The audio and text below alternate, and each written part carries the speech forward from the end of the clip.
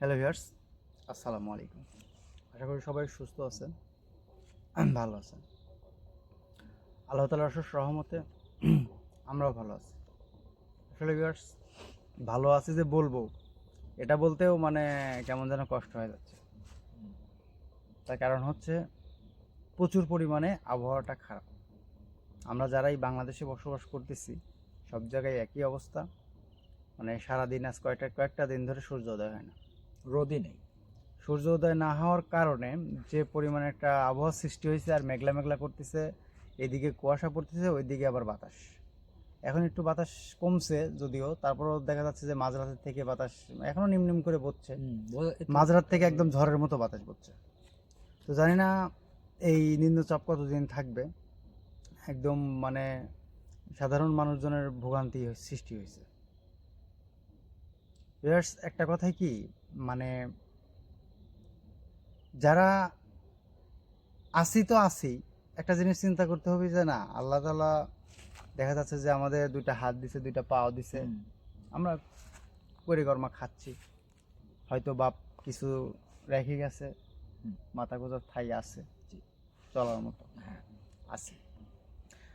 যারা ফুটপাতে আছে, যারা দেখা যাচ্ছে থাকার মতো ঘর নেই, রাস্তা পরার মতো পোশাক নেই, তাদের যে একটা ভোগান্তি, মানে এই শীতে গরমের দিনে কিন্তু ভিউয়ার্স দেখা যাচ্ছে যে যেখানে সেখানে দাঁড়ায় থেকে রাত পার করা যায়, গাছের নিচেও পার করা যায়, গাছের নিচেও পার করা যায়, কিন্তু শীতের এবং দিনে তো ঘুমও সম্ভব কিন্তু হয় না। ভালো হয় বাইরে। কিন্তু শীতের দিনে কিন্তু ভিউয়ার্স বাইরে থাকা একটা অসম্ভব বিষয়। যে পরিমাণ আর ঠান্ডা। আরেকটা বিষয় ভিউয়ার্স, সবচেয়ে খারাপ লাগলো কোনটা, যে এইমাত্র আমরা যখন আসার পথে একজনকে দেখলাম যে একটা দোকানের মানে শাটারের সামনে শুয়ে আছে। আমাদের বাজারে যে বাজারটা দিয়ে ঘুরে আসলাম,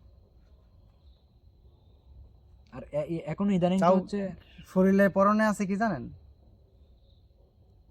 মানুষ চাউল কিনে যে প্লাস্টিকের বস্তা ফালায় দেয়, সেই বস্তা, পলিথিন এবং সালার বস্তা পাইছে একটা, মনে হয় নিচে পারছে। তো জানি না বেচারাটা পাগল কিনা। তো সেটা পরে ওইরকমই শুয়ে আছে কোনো মতো কুচরি কুচরি হয়ে। আমরা এতগুলা পোশাক পরেও কিন্তু টিকে থাকা কঠিন হয়ে যাচ্ছে। তারপরেও ঠান্ডা লাগছে। কিন্তু সারা রাত্রি ঘুম ধরতেছে কিভাবে সেই বেচারাটার, মানে মনটা এতটাই খারাপ হয়ে গেছে, মানে বলতেও কষ্ট হচ্ছে ভিউয়ার্স। তো যাই হোক, আল্লাহ তাআলার কাছে আপনারা দোয়া করবেন যেন এই সমস্ত মানুষদের ওপর আল্লাহ তাআলা যেন রহমত দান করে, তারা যেন সুস্থভাবে সঠিকভাবে জীবনযাপন করতে পারে। আমরা সবাই সবার জন্য দোয়া করি, ফি আমিনিল্লাহ। তো আজকে ভিউয়ার্স, এই শীতের মধ্যে এত দূরে আসার কারণটা হচ্ছে, আপনারা কিন্তু জানেন যে আমি একটা প্রোগ্রাম বা কাজ করতেছি, যে কাজটায় অনেক রহস্য আছে এবং অনেক গোপনীয়তা আছে। এখন সম্পূর্ণ রহস্য কিন্তু উন্মোচন করার পরে লাস্টে যায় কি দাঁড়াইছে, যে কোনো এক শক্তি পাওয়ার জন্য তারা এতটি মানুষকে হয়রানি করছে, প্লাস সেই সাধকে কিন্তু মেরেই ফেলছে। তো বিষয়টা আমি চিন্তা করে দেখলাম যে বিষয়টা কিন্তু সেই আমার পর্যায়ে কিন্তু ঘুরে ফিরে আমার দিকে আসতেছে। সেই শক্তিটাকে আপনাকে না, উন্মোচন করতে হবে। শক্তিটার কথা বলছি না, সেই সাধক সেই শক্তিটা উন্মোচন করতে পারতো বা জানতো, তাকে চাপ সৃষ্টি করছে, সে তো উঠায় দেয় নাই বিধায় তাকে মেরে ফেলছে। সেই কাজটা তো আমাকেও করছিল। হ্যাঁ, তা তো অবশ্যই করছিল। হ্যাঁ, এটা তো মানতে হবে। এবং ভিউয়ার্সদের উপরেও করছিল একটা জিনিস তুলতে গিয়ে। হ্যাঁ, কারণ তাদের সবাই আমাদের উপরেও। এই যে দেখেন, একটা লোভ, একটা লালসা। তো এমনিতে কিন্তু বলা হয় না যে লোভে পাপ, পাপে মৃত্যু। তো শেষ পর্যায়ে গিয়ে কি দাঁড়ালো, যে সেই সাধক মারা গেছে এবং নিজের লাতি তাকেও কষ্ট দিতে কিন্তু দ্বিধাবোধ করেনি, এবং কতকাল যে কষ্ট দিছে এটা কিন্তু বলা বাহুল্য। এখন সেই সাধকটা মিনিমাম 7-8 বছর আগে মারা গেছে, আনুমানিক একটা ধারণা করা যাচ্ছে। আমরা যতই শুনছি গল্প, 7-8 বছর আমরা ধরলাম কম বেশি। এই 7-8টা বছর সে নিজের লাতিকেও যে পাগল বানায় রাখছে, এবং সেই লাতির যে সোয়েল পয়েল আছে বা ছেলে সন্তানগুলো আছে, তারাও কিন্তু মায়ের আদর থেকে বঞ্চিত থাকছে। আসলে ভিউয়ার্স, একটা মাও কিন্তু চাইলে 10টা পালতে পারে, হুম, কিন্তু একটা বাপ কিন্তু একটা পালাই কষ্টকর। ভাই সত্যি কথা পালতে ভাই। পারবেন? সম্ভব না ভাই, অতিষ্ঠ। সকালবেলা বের হয়ে যান কর্মের ধাঁধায়, দুপুরে আসেন 4টা খাওয়া দাওয়া করেন, একটু রেস্ট নেন, বাবার সাথে আব্বু শোনা আদর করি, খাওয়ার তাহলে এসে খাওয়াটাওয়া খাওয়ান কি না খাওয়ান উঠে আবার দৌড় মারেন। হুম। বাইরে থেকে সমস্ত ঘুরে জায়গায় আসি শত- সন্ধ্যার সময়, রাত্রে বা সন্ধ্যার সময় যখনই আসেন এক একটা সময় টময় দিলেন, আসি দেখেন ঘুম পাড়তেছে, আর কিছু করলেন? না। সারা দিনের খিজলি, পড়াশোনা করানো, তারপরে এইটা ওইটা, আর বর্তমান যে সময়, হুম, মানে এক কথায় বলতে গেলে এই আইসো ফোন ছাড়া কিছুই বোঝে না। সে বোধ। সেই ফোনের থেকে বিরত রাখা মানে এক কথায় একটা মা পাগল হয়ে যায়। তারপরেও কিন্তু একটা মাও 10টা পালতে পারে, কিন্তু একটা বাপ কিন্তু একটাও পালতে পারে না। তো সেই যে জিন জাতি হোক, সে তো মানুষ জাতিরই একটা অংশ। অংশ না, মানে 18,000 মাখলুকাতের মধ্যে মানুষ জাতি এবং জিন জাতির তো বিচার কার্য হবে, হ্যাঁ, এবং প্রায় আমাদের দুইজনেরই মানে দুই জাতিরই বসবাস সেম, Same. সমান। সমান। তো সেই ক্ষেত্রে কিন্তু ওই সেই ছেলেটাকে খুব কষ্ট করে কিন্তু মানুষ করতেছে, এবং সেই ছেলেটাও কিন্তু ওই ডালে ডালে থেকে অসভ্য জঙ্গলি জানোয়ার হয়ে গেছে। তার মায়ের আদর তো পাইনি, বাপ মানে কতটুকু শাসন করে। তার ব্যবহার আচার এইরকম হয়েছে যে ভিউয়ার্স, আপনারা কিন্তু আপনাদের সামনে অনেক সমাধান দিছি, তার মধ্যে কিন্তু জারজ সন্তানের এপিসোডও আপনাদের সামনে করা হয়েছে অনেকগুলো। তো একটা জারজ সন্তান কিন্তু তার মায়ের ওপর অভিশাপে বা মায়ের ওপর ক্ষোভে মানব জাতিকে জ্বালাতন সৃষ্টি করতে করতে কিন্তু এক প্রকার মানে প্রচুর পরিমাণে জ্বালাতন করে, হুম, মানে চাইলেও জ্বালায় না চাইলেও জ্বালায়। জি ভাই, ওর কামে ওই রকমই সেম সেই সন্তানেরও স্বভাব চরিত্র হয়ে গেছে। মানব জাতি আসলে তার ঘাড়ের উপর লাফ দিব শয়তান। কারণ শাসন করার মতন কেউ তো নেই। বাপেরও রাগ হয়ে রয়েছে, হুম, যে কি করবে? বসা হ্যাঁ, যে পাইলেও যা দেয়। আসলে ভিউয়ার্স, ওই মানুষের জীবনে হোক বা জিন জাতির জীবনে হোক, সব মিলায় কিন্তু ওই দুইটা কারণ নিয়ে কিন্তু সুখের মূল। এক হচ্ছে স্বাস্থ্যই সকল সুখের মূল, আর দ্বিতীয় কথা হচ্ছে মন মানসিকতা। মনে যায় আপনার মন মানসিকতা যদি খারাপ থাকে, আপনার সুখ ভালো লাগবে না। তো আজকে কিন্তু সত্যি কথা আমাদের তিনজনেরই মন খারাপ। সরোজ ভাই আসে নাই, ঠান্ডার মধ্যে সে একটু মোটাসোটা মানুষ, তো প্রেশারের সমস্যা না গ্যাসের সমস্যা জানি না, যাই হোক বাসায় আছে। আর বিশেষ করে আমরা ডাকিও নাই তাকে। অসুস্থ থাক, বাসায় থাক। আর সব থেকে বড় বিষয়, আরেকটা বিষয় হচ্ছে যে এই আসার সময় বেচারাটাকে দেখে আমাদের খুব মন খারাপ হয়ে গেছে। তো এত গল্প না করি মার ভাই, হুম। মানুষের জন্য কিছু করতে পারলে হয়তো ভালো লাগতো। এখানে আল্লাহ তো দান করে কিনা।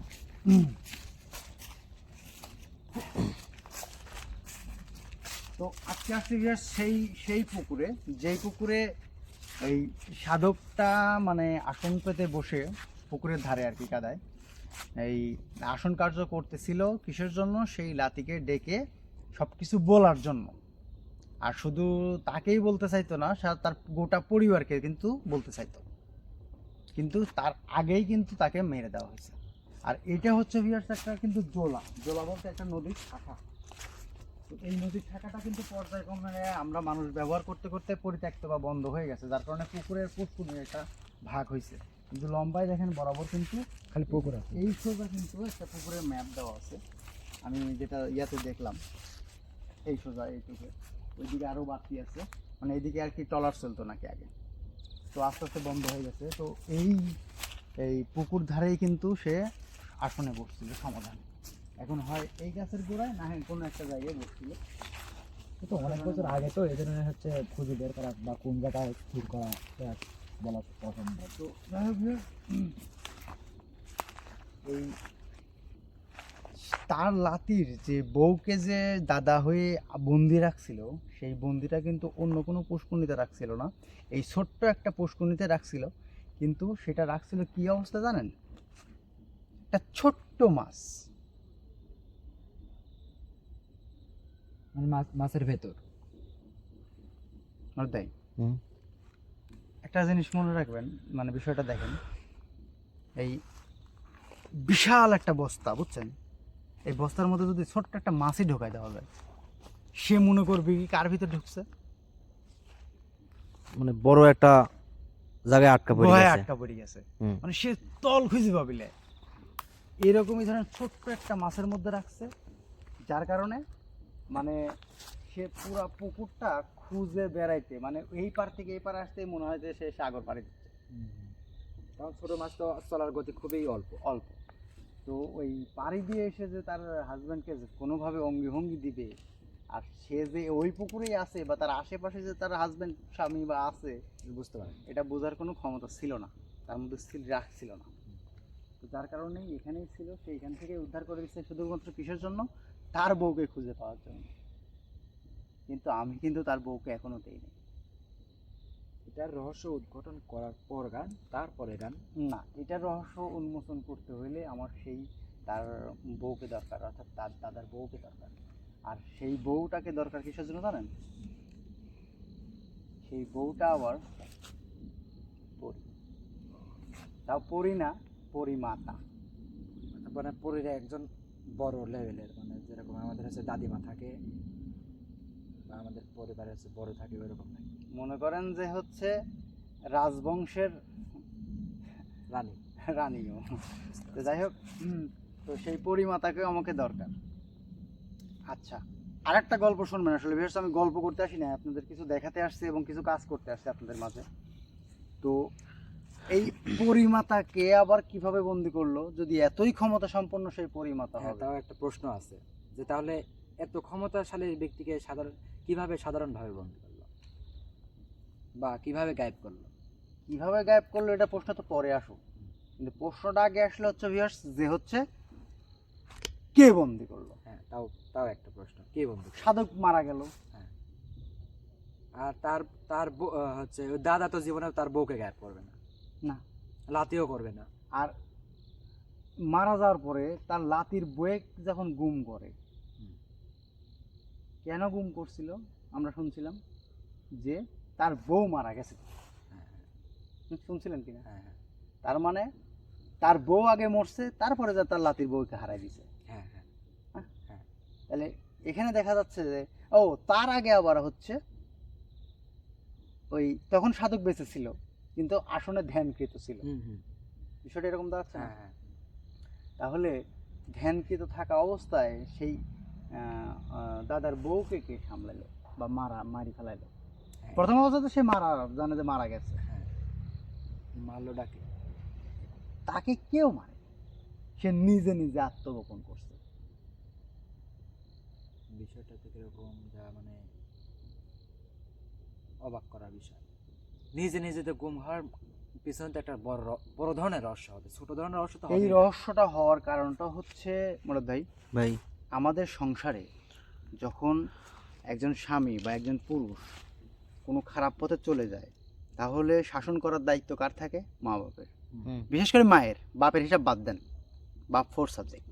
হুম। বাপ তো কর্মের দাতে ফাঁকে থাকে, আমাদের কইলাম তো একটু আগে। মায়ের দায়িত্ব হুম। যখন বিবাহ করে তখন কি মায়ের দায়িত্ব থাকে? তা থাকে, কিন্তু তারপরে কিন্তু বেশিরভাগই থাকে হচ্ছে বইয়ের। বইয়ের হাতে। হুম। তাই থাকে না? হুম হুম তোর মায়ের দায়িত্ব থাকে না, থাকে না, থাকে কিন্তু ওইভাবে থাকে না, ওইভাবে বলতেও পারে না মা। বলতেও পারে না, থাকলেও বলতে পারে না, কিন্তু তারপরে কিন্তু বলে। আচ্ছা, দায়িত্ব সারা জীবনই থাকবে।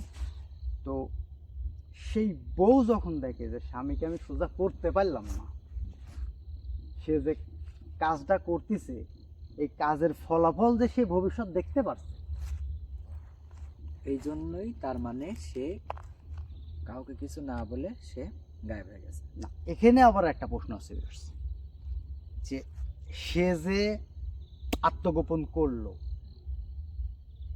এইটা কিন্তু ওই রাগারাগি লাগাই দিয়ে আমাদের মানুষ সমাজের মতো চলে যেতে পারে। হুম, হুম। তুমি খারাপ পথে কাজ করতেছ, লোভে থাকবো। করছাও, আমি থাকবো না। হুম, হ্যাঁ।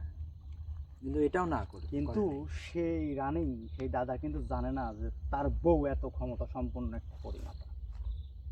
তার মানে ওই আজকে ওর কত বউ- কাল যাবত তার সাথে সংসার করছে জানেন? 700 বছর তার সাথে সংসার করছে, 700 তার বছর। মানে 700 বছর সংসার করার পরেও জানে না যে আমার বউ এত। তাদের রানিং তাহলে বয়স কত দুইজনের? ওটার হিসাবকে আমি কিভাবে করবো? 700 বছর যদি মনে হয় একটা সংসারই করে, তাহলে তারা তো উপযুক্ত না হলে তো বিবাহ করেনি। না, তাদের বয়সটা কত ভাই? তাহলে তাদের দুজনের বয়সটা কত? তো যাই হোক, জিন জাতি অনেক দিন বাঁচে এটা আপনারা জানেন। তো এই দিক থেকে এত বছর সংসার করার পরেও তার বউ যে এত ক্ষমতা সম্পন্ন সে জানে না। এটা কেমন সম্ভব? তার বউ চাইলেই কিন্তু তুড়ি দিয়ে যেটা চাইছে ওটা তুড়ি দিয়ে দিয়ে দিতে পারে। হ্যাঁ, পরিমাতা মানে কি অনেক অনেক কিছু। এমনকি ভিউয়ার্স, এমন কোনো কবিরাজ বা এমন কোনো সাধক জন্ম নেয় নাই যে পরী হাজির করে। দেখছেন, শুনেছেন কোনোদিন? পরি হাজির করা ভাই খুব কঠিন একটা কাজ, কারণ সাধারণত আমি পরিবার গ্যারান্টি বাসে দিতে না। পারবো এত সহজ কাজ না। তাদের ডাকলেও শুনে না, তাদের বশীভূত করবেন সম্ভব না। সম্ভব না। তাদের মধ্যে এই এক্সট্রা পাওয়ার বা এক্সট্রা মানে অতিরিক্ত ক্ষমতা দেওয়া আছে। মানে মেয়ে জিনদের এই একটা অতিরিক্ত পাওয়ার দেওয়া আছে। তো পরি বলতে তো কিছু হয় না। তো এরা এই ক্ষমতা দেওয়ারও অনেক গরু ইয়া আছে, যাই হোক এটা বাদ দিই। তো এরা যদি আপন ইচ্ছায় যদি ধরা না দেয় তাহলে ধরার মতো ক্ষমতা কারোরই নেই। নাই, অসম্ভব। তো এই যে এত বছর যে তার রাজত্ব কিন্তু চালাইছে ঠিকই, হুম, সে কিন্তু একটা রানী, পরিমাতা মানে সেও রানী। রাজত্ব চালাইছে, তার রাজত্ব চালাইছে, আবার নিজের সংসারের রাজত্বও চালাইছে, তারপরেও কিন্তু বুঝতে স্বামীকে পারিনি। বুঝতে দেয়নি। আমি তার সাথে অনেক গল্প করছি। তার মানে আপনি ওর সাথে কথা বলে আজ দিয়ে এতগুলো কথা বলতে পারতেছেন, না তো এত সম্ভবই হইতো না। আমার খোঁজ আজকে ভিডিওতে নাই কয়দিন, 2 দিন না আমার দুই। হুম, হ্যাঁ 2 দিন। আমাকে কয়দিন ধরে দেখেন না, ওই 2 দিনে আত্মগোপনে আছিলাম, ওই যে হচ্ছে যে আসনটা গেছিল না, ওই আসনের পর থেকে তো খোঁজ দিবেন না।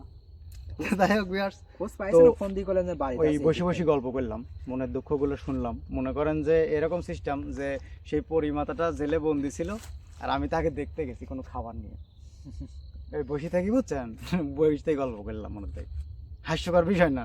হুম। তো গল্পটা কিন্তু সারা রাত শেষ হয়েছিল না, একদম সকাল হয়ে গেছিল, তারপরেও শেষ হয়েছিল না। মোটামুটি আমাদের বেলা 10টা 11টা বেজে গেছিলো শেষ করতে। তো যখন রৌদ্রটা মানে রৌদ্র বলতে কি, রোদ তো উঠেই না, মানে বেলা যখন, বেলা তো আছে একটা, বেলা তো উঠতেছে ঠিকই কিন্তু মেঘের জন্য দেখা যাচ্ছে উঠতেছে না। তো এই যখন মাথার উপর আসে তখন তো তারা ওইভাবে ইয়া করে না, চলে যায়। চলে যায় বলতে কি মানে থাকেই কিন্তু ছিলই, কিন্তু অন্যরূপে ছিল। যাই হোক, কথা বলে না, তাদের একটু বিক্রিয়া ঘটে। তো যাই হোক, গল্পগুলো শোনার পরে আমি বুঝলাম যে সে যে তার রাজত্ব চালাইতো কিভাবে, ওই গোপনভাবে। এমনও দিন গেছে যে হঠাৎ করে পড়ে গেছে স্বামীর সামনে, স্বামী বাসায় চলে আসতেছে, বাসায় এসে যদি না পায়, এই চুপ করে স্বামী ওই তার স্বামীরই ওই বন্ধু সাইজি একসাথে গল্প করতে হতে পারে। বড় আশ্চর্য বিষয়। বুঝছেন? তো অনেক গল্প ঘটনাই কইলো। তো এই ঘটনাগুলো বলার মধ্যেও তার স্বামীর কিছু পাপের কথা বললো, অনেক পাপের কথা বললো, শুধু একটা পাপ না। তো এটার শেষ পরিণতিটাও আমাকে বললো যে শেষ পরিণত হচ্ছে মৃত্যু হবে এবং তারা তাও আবার আমার হাতে। ভবিষ্যৎ দেখা শেষ নাকি? হ্যাঁ, আমাকে বললো এটা। তো আমি তো শুনতে চাইলাম না, তারপরেও শোনার পরে একটু খারাপই লাগলো। মানে তাই হুম। বিষয়টা খারাপ লাগে।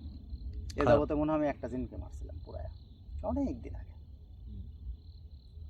বহুদিন আগে। ভিউয়ার্সের আমার মনেই আছে, কারণ আমার অডিয়েন্সগুলো তো সব মানে সীমাবদ্ধ, নতুনও আসতেছে না, আবার 2-1টা যাই আসতেছে, কিন্তু পুরাতনগুলো সবাই অ্যাক্টিভ। সবাই জানে যে আমি অনেক দিন আগে একটা পুরায় মারছিলাম, তারপরও আমি অনেকবারই ক্ষমা চাইছিলাম। তো যাই হোক, তো আবার নতুন করে আবার কিন্তু সেই মারা পথে যাচ্ছি আমি নাকি। তো যাই হোক, আপনারা দোয়া করবেন এবং তার জন্য দোয়া করবেন যেন আল্লাহ তাআলা, হায়াত মতের সব কিছুর মালিক আল্লাহ, যদি তার তিনি মৃত্যু চায় তার অবশ্যই হাতে। অবশ্যই মুক্তি পাবে। তারা আমার কথা ভুল বুঝতে পারে যেন আল্লাহ তাআলার দরবারে ফরিয়াদ করে এবং তওবা করে যেন সঠিক পথে চলার ইয়া করে দেয়, তৌফিক দান করে।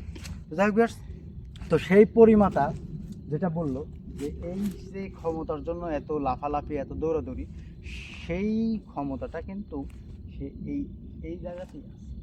এই হচ্ছে পুষ্পমিতে। হ্যাঁ, সেই সাধকটা দেখে শুনে রাখতো যতদিন ধরে, বুঝছেন, ওই সেই ক্ষমতা পাইছে বা এই কবিরাজি শিখছে, তার উস্তাদ তাকে দিছিল। সে নিজে ব্যবহার না করে সে ডাইরেক্ট ছেড়ে দিয়ে দেখে শুনে রাখতো। মানে এক কথায় হচ্ছে ছাগল জঙ্গলে ছেড়ে দিয়ে ওই দেখাশোনা করতে। দেখাশোনা করতে। কিন্তু যাতে- এটার পরে নজর পড়ে যায়, অনেক দিনের নজর পড়ছে, কিন্তু সবাইকে যে এড়ায় দিলেও এই শগুনের চোখ থেকে এড়াইতে পারে নাই, বুঝছেন? আর ওদের মধ্যে লোভটা অনেকটা বেড়ে গেছে, এই জন্য সব চেষ্টা করছে এবং মানুষ মারা মেরে ফেলছে, তাহলে ভাবেন কত বড় চেষ্টা করছে তারা। যাক ভিউয়ার্স, আমি এখানে আসছি শুধুমাত্র পরিমাতা আমাকে একটা জিনিস দিবে, আর সেই জিনিসটা এখান থেকে উদ্ধার করে দিবে পানির নিচ থেকে, এটা নেওয়ার জন্যই শুধুমাত্র আসছি। আর এইটা নিয়ে ইনশাল্লাহ হয়তো সম্ভবত আগামীকাল কিংবা পরশু, মানে একটা সময় বলে দিবে আমাকে সেই পরিমাতা। তো বলে দিলে আমি আপনাদেরকে জানাই দিব যে আমরা কবে এই জিনিসটা উদ্ধার করতেছি। আর এটা উদ্ধার করা খুবই জরুরি, আর উদ্ধার করার পরে সে পরিমাতা বলছে এটা কি করতে হবে না করতে হবে। তো আপনারা অবশ্যই অবশ্যই সেই সাধকের জন্য দোয়া করবেন এবং দাদার জন্য দোয়া করবেন, দাদার বন্ধুর জন্য দোয়া করবেন, যেন তারা অগত্য এইভাবে মৃত্যু না হয় আমার। তারপরে যদি আল্লাহ যদি ক্ষমা করে দেয়, আমি ওইটাই বলতেছি, আল্লাহ তাআলা যেন ক্ষমা করে দেয়। আপনার কাছে সবাই আল্লাহ তাআলার কাছে দোয়া করবেন তাদের জন্য।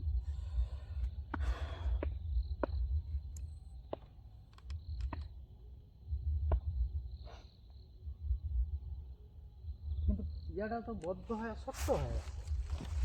কেন শুনবো? 7-8 বছরের আগেকার কথা, তাহলে ভাবুন তারও কত আগে থেকে এগুলো পড়ে আছে। কিনারে যান না, কিনারে যান।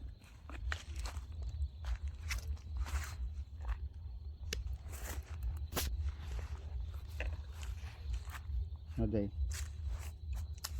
ভয় পান? হয়তো ভাই একটু পাই।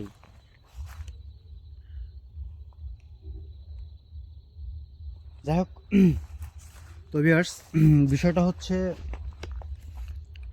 পরিমাতা যখন আমাকে জিনিসগুলো দিবে, তো সেই মুহূর্তে আসলে কাউরে থাকা যাবে না। আর এটা আসলে থাকা যাবে না এর জন্যই, বিশেষ করে শিমুল ভাই, মুরাদ ভাই, আর লাইট তো নয় কো, যেহেতু সূর্যের আলোই তারা পছন্দ করে না, বাবা দিয়ে তাদের একটা অন্যরকম সিস্টেম হয়। তো সেই ক্ষেত্রে আমি চাচ্ছি যে আপনাদের আপনাদের থেকে আমি আড়াল হয়ে জিনিসটা নিব, যেহেতু যেভাবে পরিমাতা বলছে আমাকে। আর তো সেই ক্ষেত্রে আমি আপনাদের মাঝ থেকে এখনই বিদায় নিচ্ছি, শুধু আপনাদের কাছ থেকে না, শিমুল ভাই এবং মুরাদ ভাইয়ের কাছ থেকে বিদায় নিচ্ছি। আপনারা সবাই ভালো থাকবেন, সুস্থ থাকবেন, এবং পরবর্তীতে কি হয় না হয় আমি জানাবো। আর শিমুল ভাই, মুরাদ ভাই, আপনারা বাদ বাকিটুকু ইয়াসের সাথে কথা বলতে বলতে যতদূর যাওয়া যায় যান, আপনারা রাস্তায় চলে যান, আমাদের গাড়ির কাছে চলে যান, আমি আসতেছি। ঠিক আছে, আমার কিছু হবে না নি ভাই, টেনশন করেন না, সমস্যা নেই মুরাদ ভাই। আচ্ছা, আমরা এখানে লাইভ শেষ করে এমনিতেই চলে যাই ভাই, কথা না বলে। কে তোমাদের থাকা যাবে না? না, তোমরা থাকতে পারলে তো আমি আমার না, বিয়ার্স নিয়ে বলতেছি থাকতে পারতাম। আমরা এখানে লাইভটা শেষ করে আপনি থাকেন, আমরা হচ্ছে গাড়ির কাছে চলে যাই এখান থেকে। সেটা হ্যাঁ, তাও হয়, সমস্যা নেই। তো যাই হোক ভিউয়ার্স, এটাই মনে হয় ভালো হবে না, যেহেতু অতদূর যায় আরও কথা বলতে কি বলবে না বলবে। যাই হোক, আমি আপনাদের মাঝে অবশ্যই জানা দিব এবং দেখাবো কি দিছে, যদি দেখানোর অনুমতি দেয়, কারণ তাদের গায়েবী জিনিস অনুমতি নাও দিতে পারে। হ্যাঁ। আবার দিলে অবশ্যই জানাবো আমি আপনাদের মাঝে এবং দেখাবো, কারণ এই গায়েবী জিনিসগুলো দেখার কিন্তু আগ্রহটা বেশি, আর সর্বোচ্চ চেষ্টা করবেন দেখানোর জন্য, আগ্রহটা বেশি থাকে। ওটাই ওই জন্যই তো বলতেছি সর্বোচ্চ চেষ্টা করবেন দেখানোর জন্য। যাই হোক ভিউয়ার্স, আপনারা দোয়া করবেন যেন সেটা আমি সঠিকভাবে আমি যেন সহি সালামত আমার হাতে পৌঁছায়, সেই হিসাবে আমি পরিমাতা কাজ করতেছি। তো এখানে ভিডিও শেষ করি, সবাই ভালো থাকবেন, সুস্থ থাকবেন, আসসালামু আলাইকুম। যাও তোমরা লাইট নিয়ে ওখানে